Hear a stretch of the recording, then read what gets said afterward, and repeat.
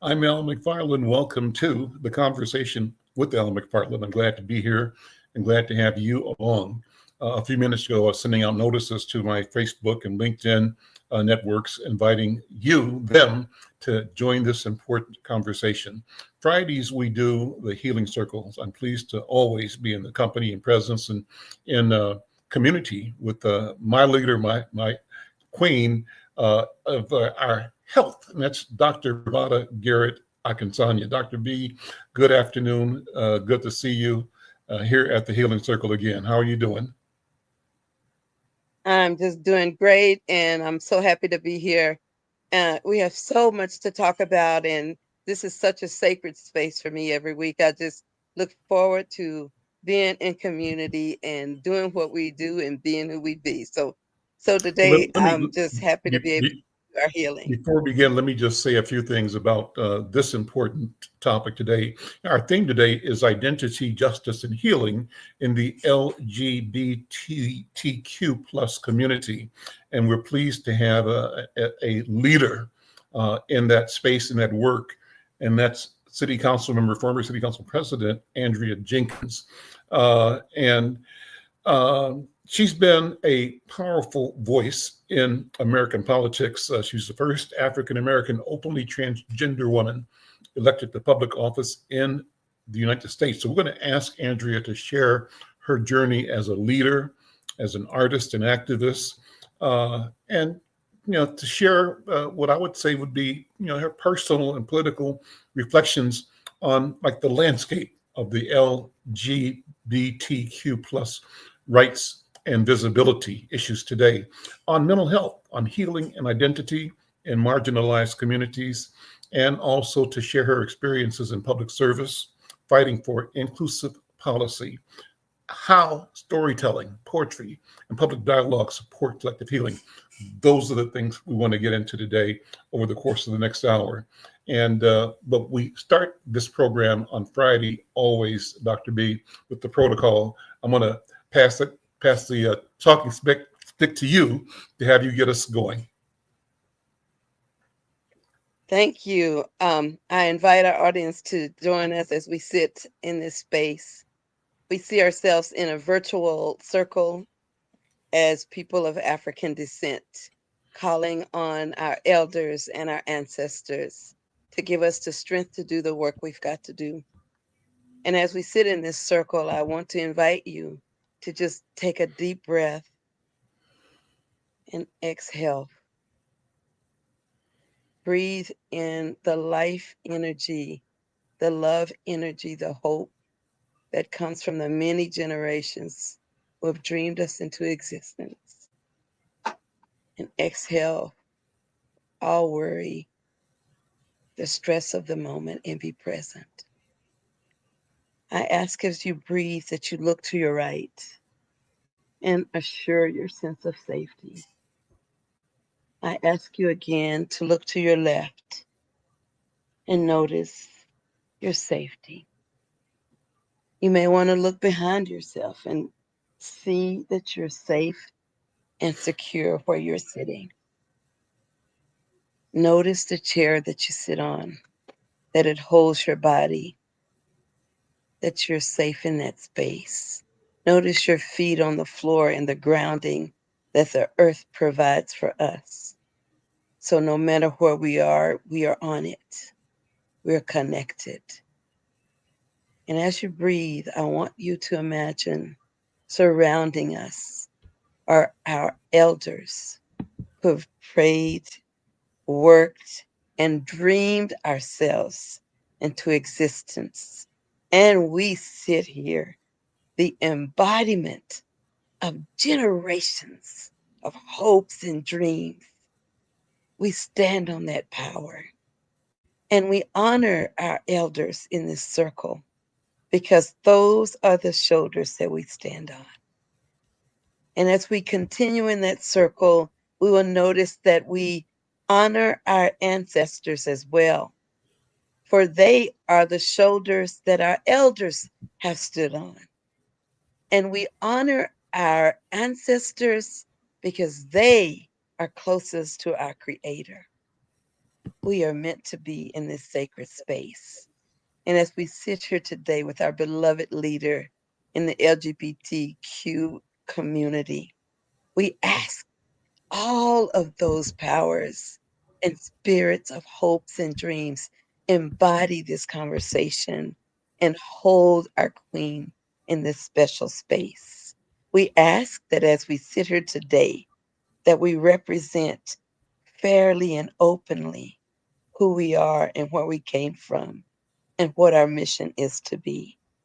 In our circle, they see the sense of power because in a circle, there is no beginning and no end, no top or bottom. Everyone in the circle has equal voice and access to voice and power, which is the center of the circle. And in this circle, because we are an orderly people, we use a talking stick. Now, we use a virtual talking stick because we're not in the same space. But if we were physically here, we share the stick. And in our special conversation, we use our virtual talking stick and it goes from one speaker to the next. And if the spirit so moves and you need the stick, all you have to do is ask for it and it will be given to you. So we ask you, the audience, to join us in this conversation, to be a part of it, an active participant of it, and anything that you need to tweet, email, text, whatever you do with YouTube or Facebook, let us know your thoughts and feelings, and they are welcome. And in that, we say thank you. We say Ashe to our Creator, Ashe to our I see. elders, Ashe to our ancestors. And with that, I pass the talking to stick to Baba Al. Thank you, Here you go, Dr. Baba. B. And Andrea, so good to see you. Thank you for joining the program today. Let me start with just handing you the talking stick and say what's on your mind, what's top of mind with you right at this moment. What are you feeling? Wow. Well, good afternoon, Al and my dear sister, BraVada, and to all of the audience that's out there. Boy, this has been quite a week. Yes.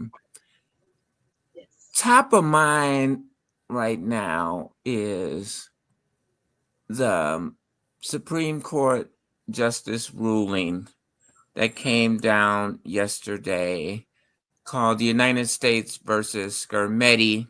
It's a case regarding the state of Tennessee, which banned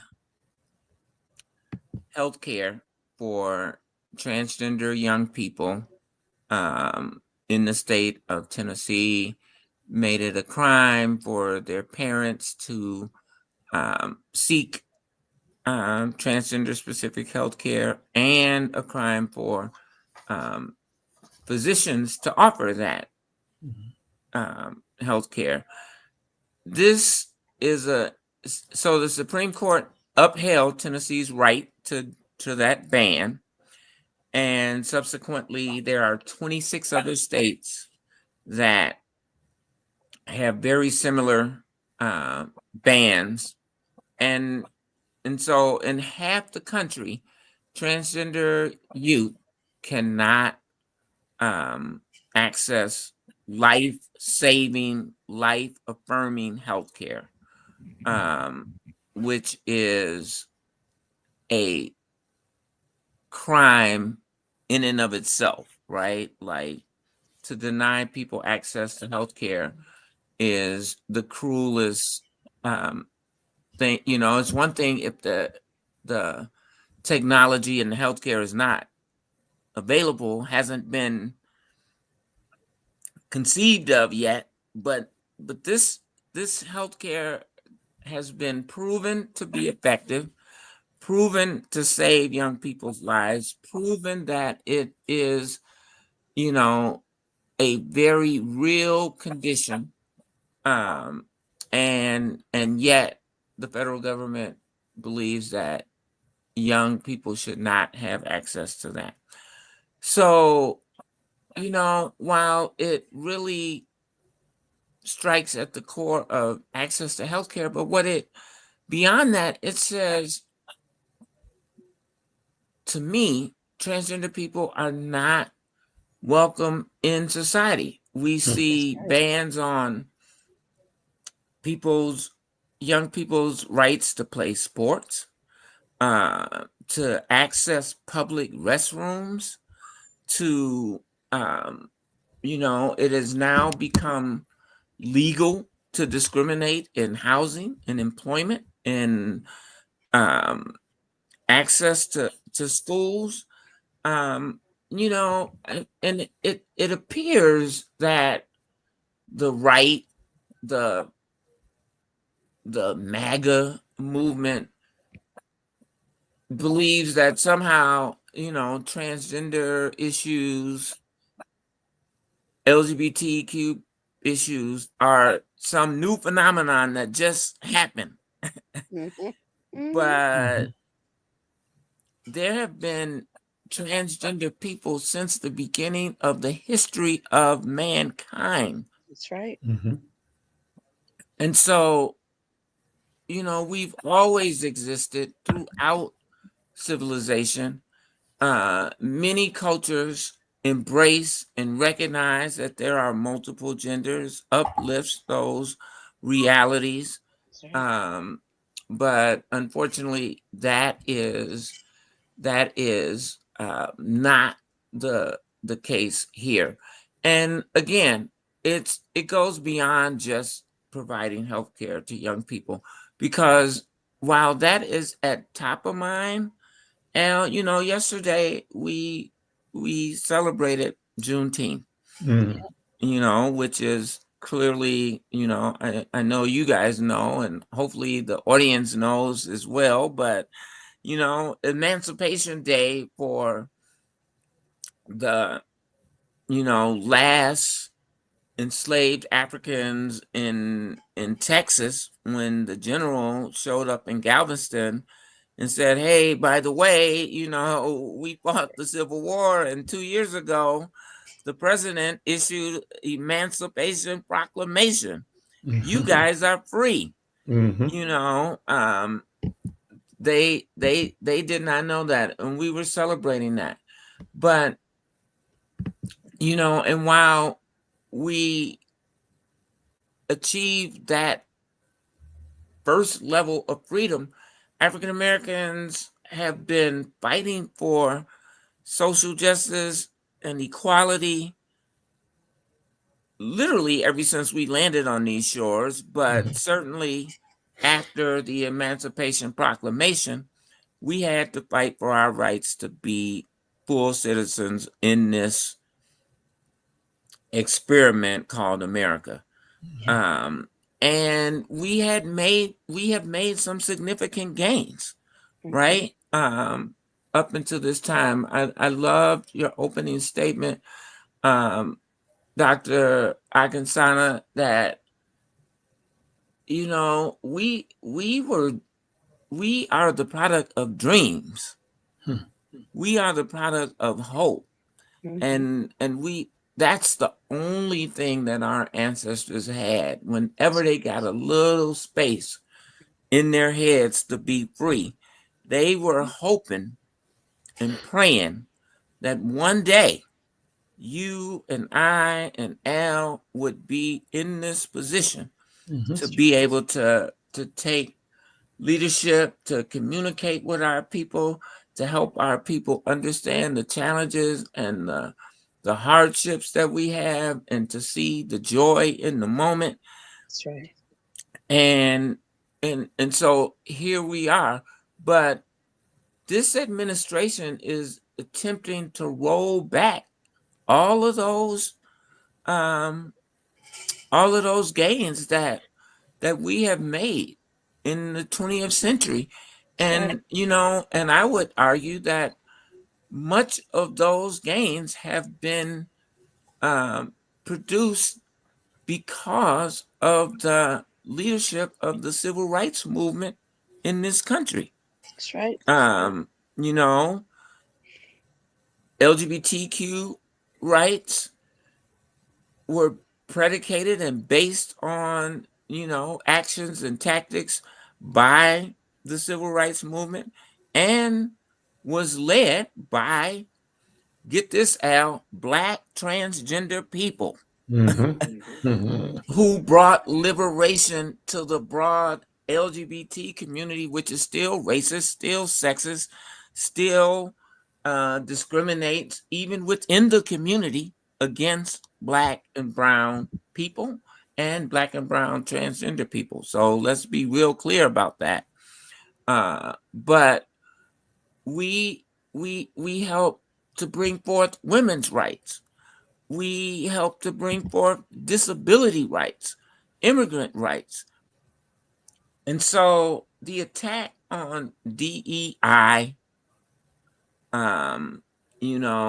should be renamed DIE because it's literally killing people. And, so those are some of the thoughts that have been ruminating in my head, this week. Mix that in with the awful politically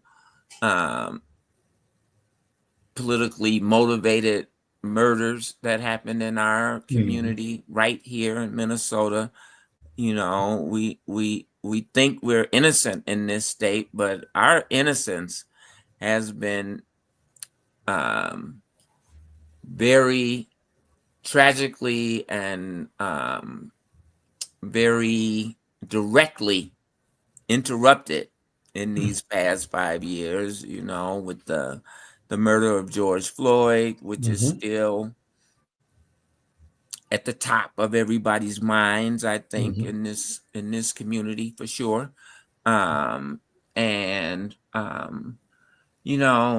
Last weekend when I first heard the news early Saturday morning, I was immediately taken back to 2020. Because during that time, myself and many of my colleagues were being, sort of politically targeted for, a number of reasons. Either, there was this strong push to say defund the police, which I know in many Black communities all around the country, and even in North Minneapolis, I know this to be true because people were calling me and saying, Andrea, what the hell are you talking about? Like, we need police. We don't want police beating up our kids. We don't want police cussing us out. We don't want police killing us. But we know that we need the police in our community. We need respectful, constitutionally sound policing. To the extent that, many of your friends, I'm sure, they sued the city of Minneapolis about that issue, and they won that lawsuit. So, the people who were for defunding the police were really pushing hard. The people that were against it were really pushing hard, and it was a really tough place to be. You guys may remember I was personally attacked, held hostage in my car, graffiti on my home, protesters coming to my home to protest, so I immediately was taken back to 2020. And then I read something about, the late senator, the late state representative, Melissa Hortman, and I do want to offer my condolences to her family and, offer my prayers to the family of John Hoffman and his wife, for a speedy recovery.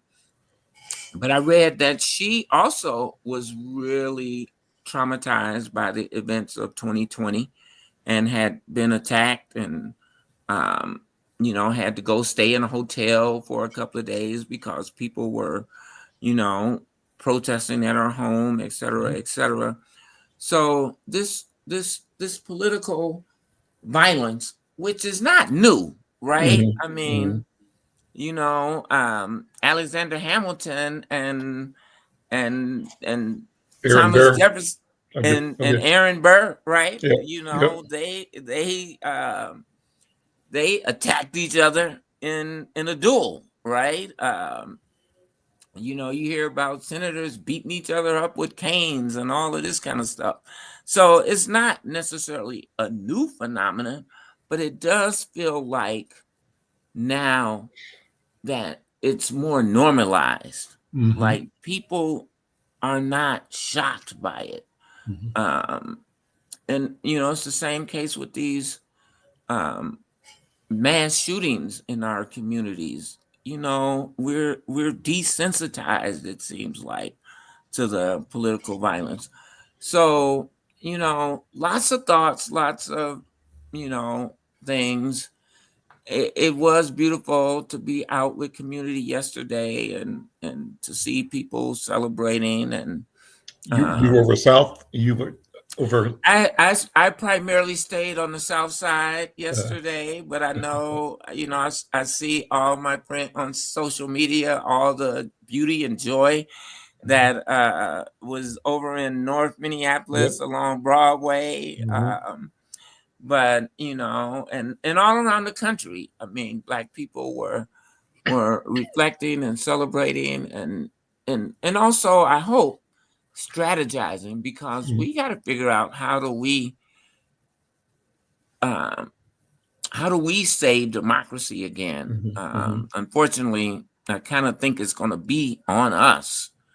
And I know a lot of people are like, "Hey, I didn't vote for this dude, so I'm gonna just let y'all people over there handle this." But I think we got to be in the fight, you guys. I Mhm. think we have to be at the table. We have to offer um that reality that hope is not a futile thing. It's not uh, a pie in the sky dream like that. The former president, the first Black president, you know, he wrote a whole book Mhm. called The Audacity of Hope. Mm-hmm. Yeah. And I think we have to help our brothers and sisters, immigrant folks, transgender folks, um, you know, undocumented women who are seeking, you know, health care. Abortion is health care. Yeah. Um, Yeah. that we have to have hope. And I think we are uniquely, as African Americans in this country, um, uniquely situated to be able to help and remind people that hope is a real thing and that it can get us through. So let me ask you a question. I'm up here Mhm. having church as I listen to you. As usual, I can't say Oh, goodness. amen loud enough. But Okay. what I wanted the thing that you just said to me that was extremely I guess it was riveting because I see you as a master a master um strategist. I see Hmm. you as you've always been someone who critically thinks, who sits in a space and everybody's nodding their heads and you're thinking, well, but this is going on at the same time. So a moment ago, when you were talking about the beautiful issue of us being dreams and doing what we do because we're standing on those shoulders, it hit me when you said, and we need to strategize. A lot of Hmm. people were strategizing. And to me, that is giving legs to that vision. And because I see you in that space and I've never seen you not be that way, Hmm. because you're just brilliant, first of all, and Oh, you're wow. creative, as we all know. So between your genius of being brilliant and creative, I want to know what do you think we should be doing if we're going to be strategizing about now? We need another underground railroad. What we got to do, sister? So Wow. Well, let me just say thank you for stroking my ego. I deeply I can appreciate it. And, you know, not sure if it's brilliance or creativity all the time, but it's, in a lot of ways, I feel like it's common sense. I mean, I'm just speaking like what my grandmama, who only went to fourth grade, talks about. Those are probably the most important lessons that I've learned, and I do have a couple of graduate degrees, and I went to college and all of that stuff. But I think we need to, in terms of strategizing, how do we support each other in ways that the federal government is sort of leaving us behind, and in turn, that means our local government is going to be coming up short, right? So, how do we help people like find access to housing, to food, to jobs, to educate? Like, those are the real critical issues that we need to be concerned about in this moment. And then, because once we can help people be stable, then I believe that that people can then start to think about, how do we get free, right? I have this philosophy, a three-legged stool. Like, our liberation is based on this three-legged stool model, that we have to help people where they are by providing services, food, clothing, housing, employment, etc. We need activists to be out on the streets, making noise, bringing attention to the issues that are at hand. I saw in the paper this morning that Sister Nakima Levy Pounds was leading a group of ministers to say, we got to end this political violence. We got to bring down the turmoil. And she's always on the front lines of raising awareness and bringing noise to the issues that are impacting our people. We need that. And then we need people in these spaces of power to be able to take those messages and effectuate change. And so, I've been a provider of assistance. Like, I worked for Hennepin County for 10 years, helping young moms get off of welfare and find employment and get back to school, et cetera, et cetera. I worked at Turning Point, helping folks get, off of drugs and get their lives, in order so they can get, employment and, bring their lives back together. And then, I've been on the front lines, out on the streets, marching and trying to bring attention and awareness to the issues that are impacting our communities. And particularly, in my case, it's been focused on the LGBT community. A lot of times I say, when I'm in Black community, I try to bring up the LGBT issues to help my community understand what's going on there. And when I'm in mostly LGBT spaces, I'm bringing up Black issues to make sure that those people understand the complexities of the issues that are impacting our Black communities. And so, I think once we can help people get stabilized in those basic needs, and then we can bring awareness to those issues, then we can begin to strategize in these positions of power to be able to help our communities. So that's where I would start, Dr. BraVada, but it's hard. I mean, because there's so many issues. So I would say pick the issue that you are most deeply informed about, impacted by, and work on that. Because, none of us can work on everything, but each one of us can work on something, right? So that's the strategic direction that I hope we can take. Well, I'm glad you said that. I'm going to give Baba Al a chance to talk, but I got just one more thing. So Juneteenth is the day that they annually release this open road fund, and I Yeah. wanted to just bring it.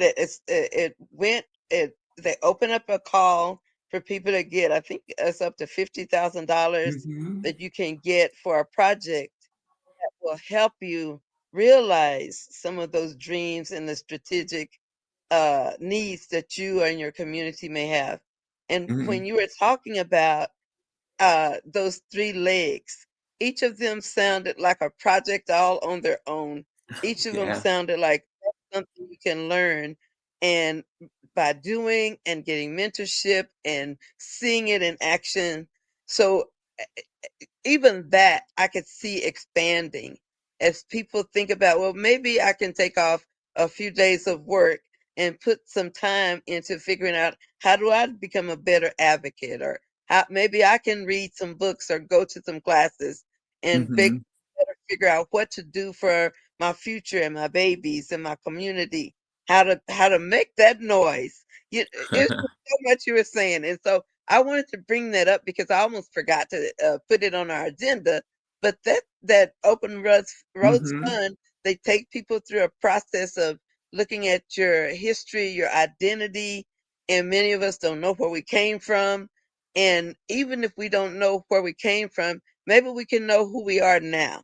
And in Right. the center of that, who do I want to be? So you're still inspiring people to strategize within those three legs. And I can Mm-hmm. see a whole lot of dreams being realized through that uh I guess that model that you shared. So Yeah. And I guess I call it my theory of change, right? Um, but certainly the Open Road Fund can help people to materialize some of those ideas and dreams and hopes, and hopefully help to build wealth, which I think is a big part of the mission of the Open Road Fund. yeah, um but wealth is defined by each and every one of us differently, right? Like, that's some people want to stack up billions and billions of dollars in the bank, but in my opinion, if you're not giving that away, then you're really not wealthy. Like, teach. you're greedy. And you know, I I think that's one of the seven sins, if you will. Don't murder, don't lie, don't be greedy, right? Like, That's right. um, so yeah, but I don't know, Al, are you able to put like the link in there where people can find out about the Go to Open the Road Open Fund? Road website, Open Road Fund, and pull up the link. I think there's an ad also in this paper or last week's paper for the Open Road Hmm. Fund. Flip through the paper. Yeah. Yeah, I just gotta commend you, Al, for consistently and bringing the issues of importance to the African I'm American going to keep community talking to in the case front you can hear page me every because day. So thank sometimes the you. internet goes in and out. But you know what? You mentioned the word power in your first opening statement, and I think that's something Hmm. that I want us to talk about and you to talk about, Sister Andrea, because you've been on a personal journey And I'd like for you to talk about what the notion of power means to you as an individual, and put that in the context of who you were before you realized that you were transgender. Talk about that realization process and what it meant and what it means to come into the knowledge of who you have become, right? And to do that in a way that has been so public and that has been so on point in terms of addressing the levers of power in community. As a city council member, as a president of city council, you've been at the center of the center. So I'd love for you to just reflect on your development as an individual human being, your becoming who you have become, and what has your experience with and around power been at various points along the way. It's a big question, and take it any way you want to deal with it. But I'm gonna start out by just acknowledging I just got this little award in the mail. Mhm. I didn't even know it was coming, but it says the Human Rights Campaign's honors Andrea Jenkins, Minnesota. Your Voice is Your Power Award, 2025. Mhm. I didn't always have this voice, Mhm. as you mentioned. You know, there was a time. So let me be real clear. I Mhm. always knew I was transgender, Al. Mhm. I didn't know how to express that to the world, So when you say right? always, you mean as a child, as an As a infant, or child, as a so from the child. minute you became So aware of language and understanding of your existence, you knew. yes, Okay. yeah, I Mhm. know. Mhm. I knew that I was different from other little boys, Mhm. and I also knew that I couldn't let people know about that. Otherwise, like I'm talking, this is like maybe 4 or 5 years old. Like Mhm. and I think most of us at that point in time began to realize that, I got to stay in this lane that society has set up to say little boys like blue soldier toys and little girls like pink baby dolls. And, you got to stay in that lane. Mhm. And Mhm. you'll talk to 3-year-olds and they will tell you, no, I don't want this pink doll. That's for girls, Mhm. right? Yep. So we know these things very early on. Um, but I couldn't come to grips with that reality for myself. And certainly, I thought if people find out about what I feel inside, like my mama ain't gonna love me no more. I won't be able to find a job. I can't take care of myself, my family, my kids, and I might even die. Like they Mhm. kill people like me, Mhm. Mhm. Mhm. Um, but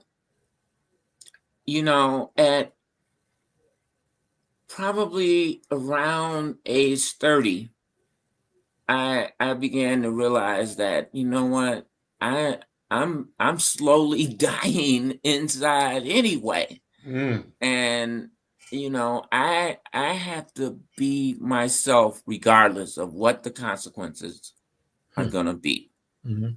And I started that journey of coming into my self-acceptance of who I am, and then began to express that outwardly.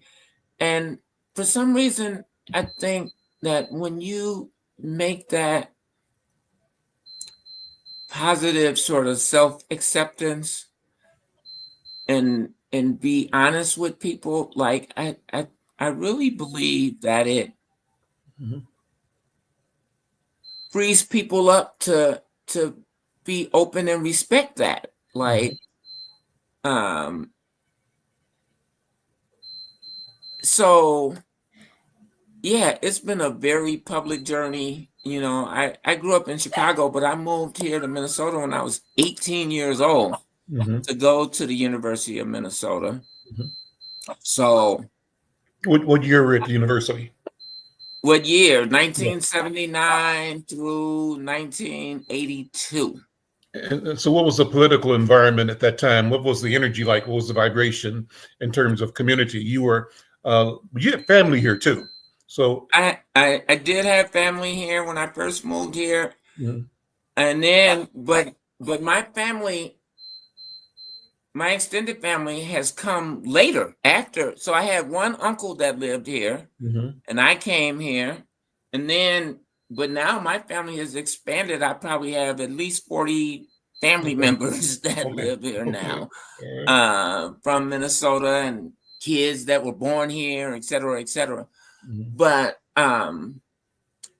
it was it was very public. I know a lot of people, you know, I knew a lot of people when I was, you know, a young college student, a young Mhm. person, you know, growing up, working, getting married, got baptized at Zion Baptist Church. Like, I knew a lot of people Mhm. you know, and was pretty well respected. But Mhm. I had this thing that was going on inside of me. And I do honestly believe that being forthright, being honest with people, and not to say that I didn't lose some friends and didn't have some strained relationships with family, etc. Mhm. Mhm. But you know, over time, that self acceptance Mhm. really translated into other people accepting my reality as well. And I would always push myself to be in these spaces where, you know, Black, transgender, LGBT people weren't anticipated to be showing up in, you Mhm. know.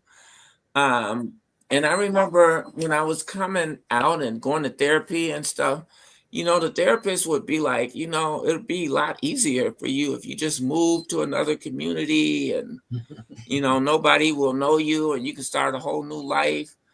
But I'm like, I can't do that. You know, I know people here. I have a child that I gotta be a part of their life, you know. Mhm. Mhm. And so that was not an option for me. I didn't want to leave and go start a new thing somewhere. I wanted to try to grow where I'm planted, right? Mhm. And so that's what I did, and it did. Coming to terms really opened up this power center for me. I was able to finish my undergraduate degree, which, like I said, I started and I went for 3 years to the University of Minnesota, 1979 to 82. But then I was able to finish up my bachelor's degree, went right to graduate school, then started working for, like I mentioned, Turning Point, Hennepin County, got a second master's degree, ended up entering into political life as an appointee. Mhm. And growing up in Chicago, I got to say that I've always been sort of a political being. You Mhm. know, Chicago is a hotbed of Black Yep. politics, and not only um, electoral politics, but you know, identity politics like Black nationalist Mhm. movements, you know, the Black Power movement. You know, some of our greatest poets and ministers and politicians are from Chicago. Mhm. Harold Washington, I Yep. was blessed to work on his first campaign, and when he ran for mayor to be the first Black mayor of Chicago. It's interesting. Barack and Obama and I are the exact same age. Uh, his birthday is coming up August 4th. He'll turn 64. I am 64 already. And I was the president of the city council, not quite like being the president of the United States, but president nonetheless. But it's president nonetheless, right? That's right. That's right.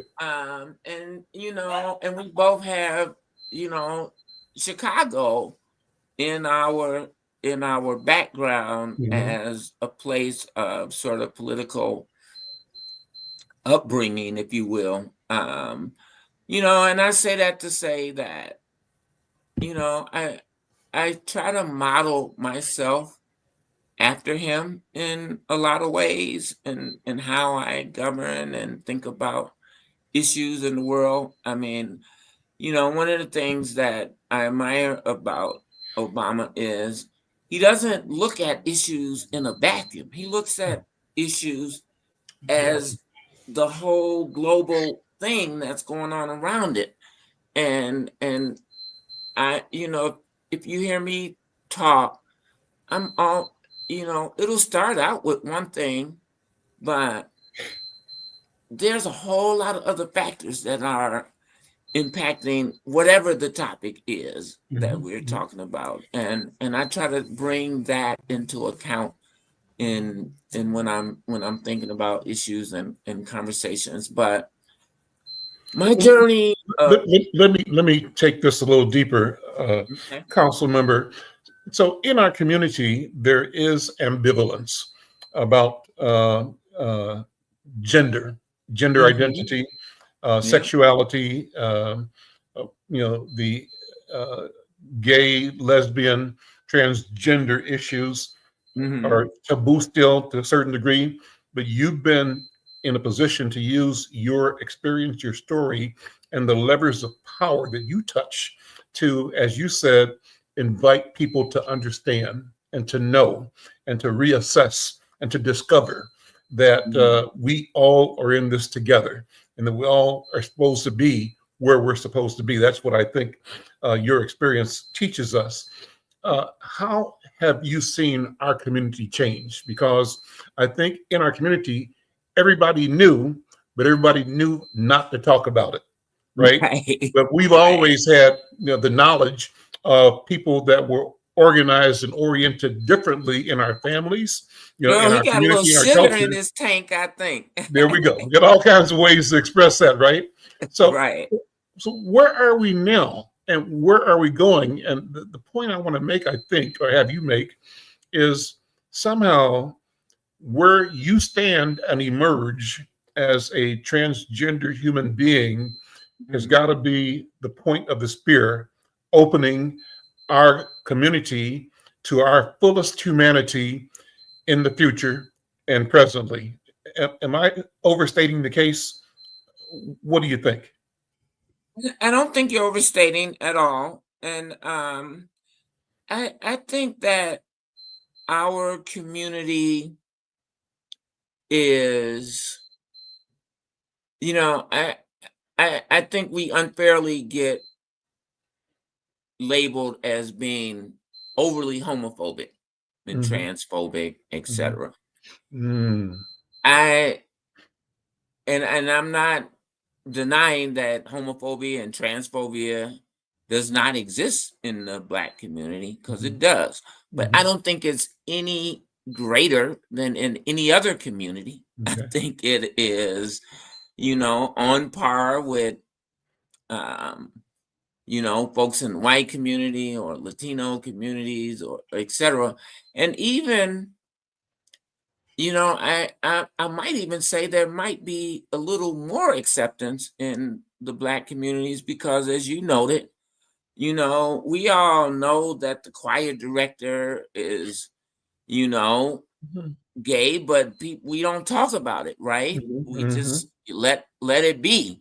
You know, we all know that uncle, you know, whoever with his roommate is, you know, they're in a thing, but we don't really acknowledge or talk about it. So there's this sort of quiet acceptance that happens. Whereas in other communities, you know, you get kicked out of the family for some of those kinds of things. So I would say there may even be a little more acceptance in the Black community. But I think we have absolutely grown as a community. I think we can talk about these things in public spaces. I think, you know, even in my experience, I just did an interview with a national magazine a couple of weeks ago for Pride, and I used to have this scale, Dr. BraVada, of acceptance of me and my reality, and it would be white women first were the most accepting, right? Then Black women, then white men, and at the bottom of the list was Black men. That's changed now. I feel like I get more acceptance, the most acceptance from other Black women, then white women, and then Black men have moved up over white men. And now I find I get less acceptance from white men. And that's kind of interesting to me, you know, because I gotta think about these things, Al, because I gotta stay safe as I move around the world and try to, you know, negotiate different situations and scenarios, try to figure out who my allies are gonna be in the room, you know, because as I know you guys have experienced being in a room and being the only Black person in the room, right? But I experienced that on a double basis. Yep. I go into white rooms, I'm the only Black person sometimes, but then I go into Black rooms and I'm the only transgender person in the room. So, you know, I experienced that on multiple levels. So I'm always trying to figure out who are my allies, where am I going to be able to get the most support, and the way that I feel like I can build support is I have to give support. And so I put myself in situations where, you know, I'm volunteering, I'm serving on a board, I'm serving food at a food shelf. Like I put myself in positions that I am helping people with the hope that when I need help, people will be there to help me. And that has been kind of my strategy, and it's been working. But it's been interesting to see that shift from, you know, white women being at the top of the acceptance chain to now that has shifted, you know, and it's you know, it's an unscientific It's a feeling. It's a feeling observation, right? experiment. Yeah. Yeah, but it's my own feeling, and you know, I've had enough experience over time that I think it's a reality. Well, the point of my questions, Council Member, go to the reason for this show, and Dr. B, you can jump in here if you would. What about healing? How do we use our experiences to move our community and humanity to being continually on the road to healing, to be aware of the call for health and healing, to be aware of the sacredness of every life? And I don't mean just human beings, other sentient beings as well. How do we, Exactly. so how does what you do and where you stand, what you create as an artist and as a writer, what you execute as a political player, how does it all fit together in that movement? Dr. B, am I saying it the right way? I think you're saying it exactly the right way. And all the reason I'm grinning like I am, and I'm saying, I hear her talking. She's talking about strategies. She's just constantly teaching. So I would like to hear how that culminates into how you have been a role model, a role breaking model, how you have been such an example of open heart, hope, guidance, support. When you say, I decided, I get support by giving it, you've shown people that you are like us, and that in so many ways we are similar, and in our differences we are celebrated and not denigrated. You show that. Just, you are a living example of exactly what you talk about. And I hope I can be that when I grow up. So let me just shut up and give you the talking stick for the end, because I know the program's Even almost over. Well, But even before you do, I want to say that we have only scratched the surface. So, with your permission, Dr. B, and if you'd be interested, Council Member, I'd love to have you back. So I think we got a lot to talk about, and we got to talk about it. And if you're willing to come back and just spend more time, maybe it's 2 or 3 shows. But I think we should. I'm willing to come back, Al. I just got to say this though, man. Every time I sit down and talk with you on the air like this, I get so emotional. You know, we just did a program a couple of weeks ago, and I was in tears like that whole time, and you know, and I'm feeling very emotional right now because, you know, I sometimes I don't really take the time to reflect on how I kind of move through life. You know, I just I am who I am, and I wake up each day and I go try to make the world a better place, and don't think about how I got here and obstacles that I had to overcome, and you know, the joys of the journey along the way too. You know, one of the things that I gotta say that I deeply appreciate about both of you, you know, I felt complete and total acceptance from both of you long before I even thought about running for city council, you know, and I know that once I got elected, you know, I got a lot of people who, you know, they respect that position and, you know, that honorific. And so consequently, their level of respect seems to maybe have grown, you know, after I became. But that's not the case with either of you. I mean, I was on conversations with Al before I became a city council member. And, That's right.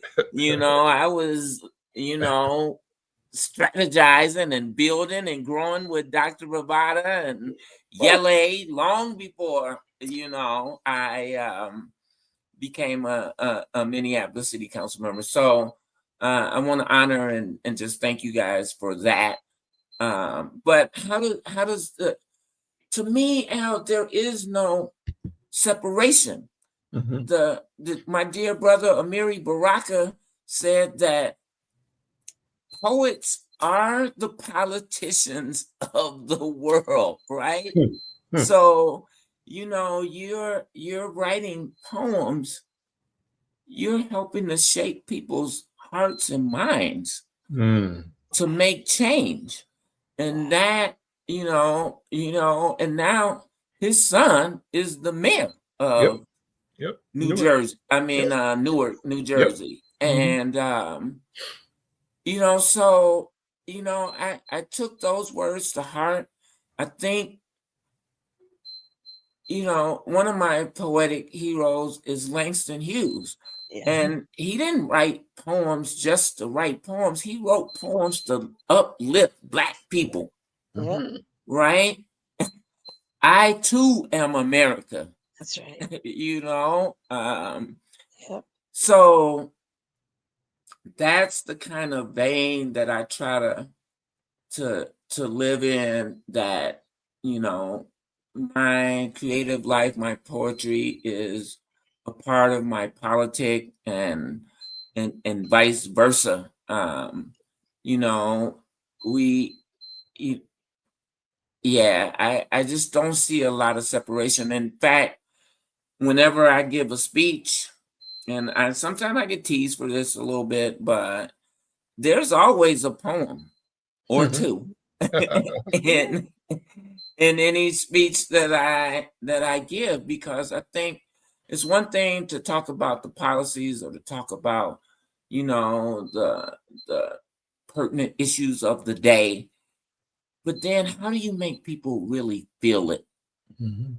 Exactly. And I think that the universality of the spoken word, of, the creative process, has the ability to touch people in ways that, just a persuasive speech just doesn't quite do. Sure. We're at the end of today's program, Andrea. So you set it up perfectly. What is the poem? I know you got one. My goodness, wow. What I is should have known that was it? coming. I should have You know known that that, was and coming. I got one for you, Al. Can I all just right. take a second to go get it? Yeah, take your time. Take your time, All Dr. V. righty. While he's getting that poem, reflections, thoughts, and I, instructions. I'm seeing skills that we could use in our community as as we go and explore our healing journey. And one of the main things I'm hearing today is you have you have multiple ways of being strategic. And strategy doesn't look the same uh, among everyone. This past week, I was looking at this movie, The Karate Kid, Uh, and the man who is the mentor, he says, karate is everywhere. Karate is how you button your shirt or how you walk in the earth. And I believe that strategy, that healing strategy, that they're in our everyday experiences. And as our sister gets her words that illuminate our spirits, we started thinking inside deeper about what she teaches us. She just does it so naturally that it just flows. And so I think that's what we're seeing today. And I've been in tears since we started because I uh, know the ancestors are with us, guiding this conversation in the midst of the pain that our communities are feeling. That here we are with a sister healer who's a poet who brings not just her words, but her spirit to light in those conversations. So I think she's bad as she want to be. That's all I gotta say. that's right. I'm just saying. Andrea, you got it. Yes, unmute, Andrea. Yeah, you're Unmute. muted. Unmute There we go. Am I back? Yes. I'm gonna back. go with a really old poem, but I think it just kind of speaks to today and the conversation that we've been having. It's called Family Ties. It was spring 1968 in war-torn inner city Chicago, and I was born. From the sin of gin and jazz from the coming June, right there in my ghettoized classroom, Gwendolyn Brooks, visiting poet laureate, I was born. Seeds of another African writer planted from a poem, fertilized again in 75 from a poem to complement other poems. It was as if Don L. Lee, though he was high key by then, was talking to me. Hmm. Change, change, change. Change, change your mind. And the gestation period ended, and I was born. In the midst of a daydream, birth is a difficult and painful thing. It takes time for biscuits to rise. Relatives relate repetitiously, repeating relationships of days gone by. A spirit from the spirit world conjured up by my poetic parents, proud of their prosody, spoke truth, sought truth, taught truth. I was born from a poem. In the early morning, words made love and created a new life. Words made dewy love, and I was born. New Black voices spoke to me in new waves, told me change was possible, change was inevitable, and that writing that change was my destiny. My godfather, Langston Hughes, spoke of crystal stairs and America. My great-grandmother, Phyllis, wrote when writing was a crime, punishable by death. But out of death comes life. So she took the risk, and I was born into a rich family of writers. My aunts and uncles have won Pulitzers and have been poet laureates. My cousins fought against white supremacy with their quills, creative creatures cautiously calculating the character of creators yet to come. I love poems, actualizing an audacious auditory acceptance of the power of DNA. Soulful, striving, surviving. Thank you. I think that's the mic drop. And I'm going to say to you, dear sister, you are the poem. You are. Oh, wow. You are the poem. You are. I'm Al McFarlane. Thank you all for being here. We'll see you next week. Take care. Thank you. And we'll follow up Thank on you.